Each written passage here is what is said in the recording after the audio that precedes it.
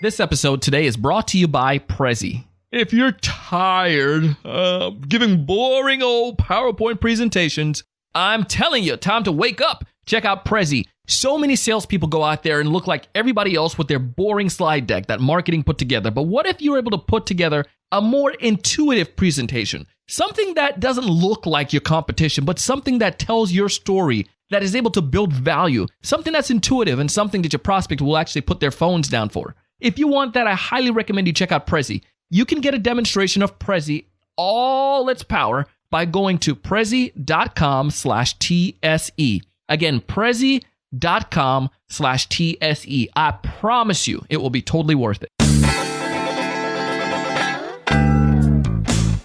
Hey, everyone. Welcome to another great episode of the Sales Evangelist podcast. I'm your host, Donald Kelly, the Sales Evangelist. And I'm so excited for another great episode. I'm so excited to be here with you today. And on this Monday morning, today we're going to talk about the idea of creating a little bit of urgency, or you know how it gets a seller sometimes. You want to push a client. You want to get them to make the decision. You know it's in their best interest, but for some reason they're not getting across the line. You need to get them, quote unquote, to close. You need to get them to start utilizing the solution. You need to get them to start seeing a difference, but you just don't want to be seen as a pushy seller. You don't want to be seen like the traditional sales rep that everyone have in their mind, this person who's just out for the money, honey, and you're trying to figure out a way that you can do it. So how can you do that without necessarily tarnishing the relationship? Are there tactics that you can take advantage of that you could do? I definitely know so. That is a truth. There are many different strategies and tactics you can take advantage of. And I want to give you some thoughts and some insights, some ideas that you can try to use and implement today. So let me give you a backstory real quick. I was going on a trip, and on this trip, we were planning to do this pretty big vacation. We had a lot of family members getting involved who were going to take part in this trip. And one of the problems that we saw when we got down to close to the end of it is, this date's coming closer and closer to this trip. Everyone wasn't on board. Everyone didn't give their 2 cents as, yes, I'm going to do this. I'm going to make the plans. I'm going to commit to it. I'm going to take advantage of this time with family and for all of us to get together. So anyways, it came down to a point where I was like, I'm not sure if I'm going to be committed to this because everyone's not. So we're trying to buy our tickets, right? Our airline tickets. And it was, typically if you want to get a good value on an airline ticket, you need to buy that sucker. A good 3 months in advance is wonderful. You can get the best value. You can get some good pricing. Everything that's typically where you want the sweet spot, right?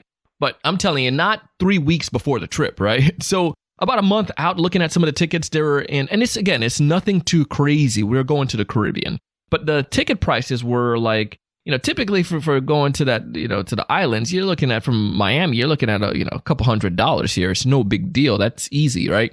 So the ticket prices kept climbing up. It was early on, you could find stuff for, the 200s range. Then it started getting into the 300 range. Then, a week or so before, I was like, oh my goodness, this is like, it's climbing. I might as well just fly to Europe then if that's the case, right?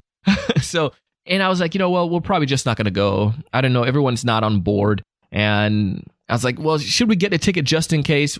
It's right now it would probably be like $700+ for my wife and I. Next thing you know, we just put it off because we just didn't pull the trigger. Long story short, a week before the trip, we bought the tickets. And guess what the prices were? You guessed it. They were like almost $500 each. $500 for something that could have cost, a couple $100. And what I kept doing was just kept procrastinating, kept putting it off. What would have hurt me if I'd bought it a week before, right? Say I'm out, $700. It was almost double the price as what I paid when it all said and done for these tickets, right? It was when it went to the cost of the fees and so forth. It came out to like $1,200 just to go to the Caribbeans right there, right? For this trip, this big family trip. It was silly on my part. I mean, when it's all said and done, no big deal. You spend the money. But what made it so much more worse was the fact that I could have gotten it for a lot cheaper. I could have spent only, $300 for a ticket each way. So it could have been only $600 for my wife and I. But now we doubled the price. Now you're probably saying, Donald, what does this have to do with urgency? Here's what I'm trying to get at. It's sometimes with your prospect, they're dragging their feet. And it's not necessarily a bad thing to push them. I just want to establish that a little bit beforehand. Imagine if I was dealing with someone who was saying with me, Donald, you need to make this choice. You need to do this thing. You wait longer, it's going to cause you more headache. It's going to be more expensive. What if someone was asking me the question saying, Donald, how is waiting one more week going to help you? And I probably would have thought about it. Well, maybe I don't want to buy the ticket and then have troubles. Well, then I probably could have just gotten the insurance on it. The insurance was like $50, $50 on the insurance. You get that on the ticket. So then I can change it. Say the trip doesn't work out as planned. I can always rearrange it for another time, right? And I could utilize that to go in another season. Maybe I can use it for an anniversary trip or something to that nature. There's contingencies in place. And I think sometimes as sales professionals, we don't do that. We allow our customers to make wrong decisions because we are afraid of pushing them. Quote unquote, we're afraid of being the bad guy. Quote unquote, we're afraid of being that type of seller. There's a pendulum, right? There's a pendulum that you can look at. We can go all the way to the side where we're just totally lenient and say, oh no, don't worry about it. Or we can be on the other side where we're just being really pushy and, almost like Wolf of Wall Street. I think there's a happy medium there. And there's several things that you can do to encourage your customers to make these decisions that's in their best interest. I think it comes down to the value, right? If there's a value in it. So the value for me is spending quality time with family members I haven't seen or in a long time, being able to interact with them. Some of them are getting up there in health. And what if something was to happen to them? God forbid that was to happen, right? How would I feel knowing that I had the opportunity to spend time with my family, but I put it off? That I didn't take advantage of this opportunity. Can you put a price tag on that, spending time with family? Of course not. So that's what your role needs to be as a seller. Your job needs to be to help me as the buyer to see the vision, to see the ROI, to see the value in it. And I feel that oftentimes we don't do that. We typically assume that the prospect sees the value in doing something like this. We assume they know this stuff already, which sometimes they do, but there's a need for that added guidance for somebody else outside of you as an individual to point out something to you and say, look, this is the problem. You need to take advantage of it. And it usually when that happens, it's like, okay, well, it's vocalized. It's someone else sees the issue. Therefore, I need to create a solution for it. I need to find a solution for it. Make sure you are identifying the true problem. Make sure you push on that problem. Make sure your customers understand that problem. Once they understand that problem, it makes it so much more easier to then look for the ROI. The next thing is that you ask more meaningful question as opposed to just throwing up. And what I mean by throwing up is just sitting there and just spewing out from the mouth all the reasons why you feel that they should make a change or to make the leap. Say, for instance, if you ask a question like, just like the one that you would pose to me, like, Donald, what is waiting one more week going to do for you? Or you emphasize to them, let them know about time periods. There may be time restraints that people need to understand. Like, for instance, in my case, if someone had educated me and said, Donald, waiting one more week, this is what's going to happen. I mean, it's stupid stuff that we know already. I knew that prices were going to be expensive, but then I still talk myself into it. Well, I'm a good researcher. I can find cheaper flight. I can find different airports. I can try to do one-way things. But listen, that's wasting more time. If somebody would say, well, Donald, how long do you think that's going to take you? Well, an extra couple hours. Well, understanding your current rates of what you charge per hour, does it make sense for you to take all that time to do that? Does it make sense for you to continue to do that in the long run? You might say, well, dang it, that's right, yeah, let me just buy the ticket. And then you give me an option. You can say, well, Donald, even, give me an opportunity to then have a way out. Well, even if you don't get a chance to go with this trip, Donald, you can always get the insurance on it. Now I have a parachute that I can take advantage of. Is there a parachute that you can identify in your sales process? How can you mitigate the risk for your customers? So let's say if you sell a software and, they're saying, well, I'm not sure. I don't know if it's going to help us.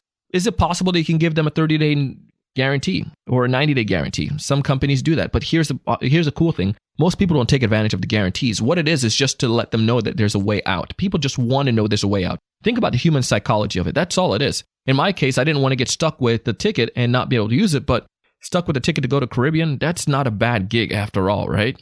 And with a $50 insurance policy, that is definitely not a bad gig after all. You can always change and you can always do something, but we need someone to be rational with us, and that's your job again as a seller. The other thing you could do is like sometimes with your proposals, if you send a proposal to a customer, I know some companies that take advantage of time limit proposals. Yeah, because I did that too in software. We had a proposal and sometimes people will wait like 6 months or whatever. We need to get them to make a decision. So given a time restraints also help. You can also talk about the limited number. Airlines do this often too. I learned that especially. Only 4 more tickets available. Only 3 more tickets available. And I think that's a great thing. I mean, sometimes you need to get that urgency. You need to get that kick in the butt, that push, right? Another thing you can do is to help the client create a time frame with you. So they might tell you, yeah, we're looking to get something by June of next year.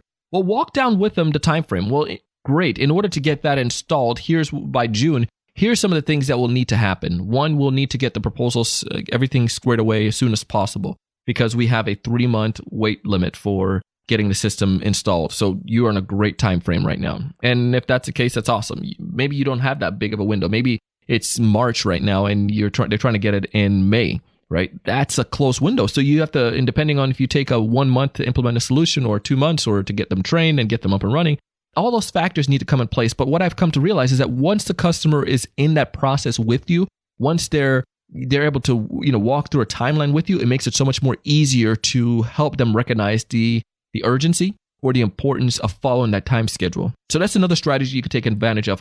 Go over a time frame with them and break it down from start to finish and have them give their inputs on what else would be important that we need to go across. That helps a lot to create that urgency. But there's some basic things. You can go back through and listen to this episode. You probably could take some more things out of my conversations, my story there about the airline ticket, and see how you can apply it. I mean, one of the things that I'm going to continue to do is give people that way out, right? Give them that money back guarantee. Give them that time period. And that usually helps a ton of them to see that, hey, there is nothing to lose, but I have so much to gain. So that's how you can get some urgency created without being a jerk. And the last thing that I would share, the very last tip, and this is like a bonus tip, is just to be human, just to ask them. Say, John, out of curiosity, what is it that would hold you back from making this decision?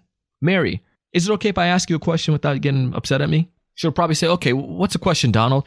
It's totally fine. And you can just simply say something to the nature of, Mary, I truly value you as a friend. I truly value your business and the opportunity to work with you. Even if you don't go with us, you know that there's a problem. How much more are you willing to lose before you fix it? That's a powerful one. Or simply saying, Mary, right now you've explained to me that you guys have lost over $1,500 in a past week alone from not fixing the solution. How much more are you willing to lose right now? And that's another one. All I'm trying to do is get them to think. And if you've built enough relationship, if you've built enough value, these won't be like a jerk. They won't see you as, being pushy. They're just going to see you as somebody who really care for them. And they're going to say, yeah, I need to do it. And I see, realtors, they do this sometimes with folks who are just renting. You're putting so much money. How much more longer are you willing to put into renting as opposed to owning your own place? And, people think sometimes they don't realize, oh, yeah, I'm spending $1,500 to $2,000 a month on rent when I can have a mortgage or even have an investment property. So there are different ideas, different ways, but it comes down to you asking more powerful questions and more personal questions, like doing it from a consultative side as opposed to just as a seller. Anyways, this episode went on a little bit longer, but I hope this insight's able to help you. I hope that you don't wait as long to buy an airline ticket, but I hope the principles, again, from the story can guide you in your efforts to push your clients to know that they need to do stuff that's in their best interest. This is your job. It's your moral obligation to help them to recognize this. All in all, I share this stuff because I want to help you. My moral obligation is to help you become a better seller because I've been there, I've learned, and I've done the stupid things like this that can help me, and I want to help you as well in return. I also want to make sure you're giving great presentations. So if you're giving boring PowerPoints, my moral obligation is to tell you, stop it, and check out Prezi. Go to prezi.com/TSE. Again, prezi.com/TSE. That is prezi.com/TSE. All in all, I want you to be successful. I want you to be happy. But most importantly, I want you to go out each and every day and do big things.